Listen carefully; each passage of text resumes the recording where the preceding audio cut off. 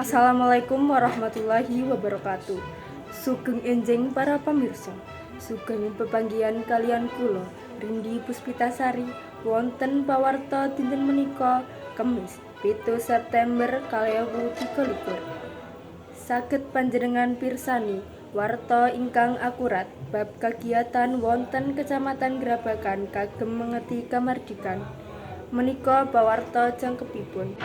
Kagiatan kirab budaya wonten Kecamatan Grabagan dipun tumuti déning para siswa ingkang wonten Kecamatan Grabagan.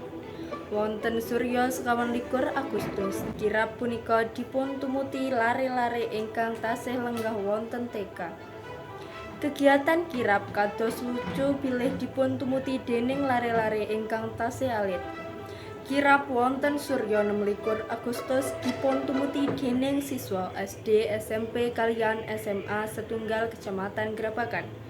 Wonten salah satunggalipun SMP ingkang mendhet tema upacara Sekaten Yogyakarta.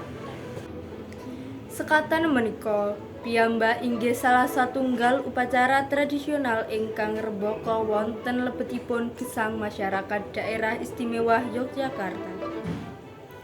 Kirab budaya wonten Kecamatan Grabagan regeng sanget amargi pepinginan para peserta lan penonton kalian nyambut kagiatan menika.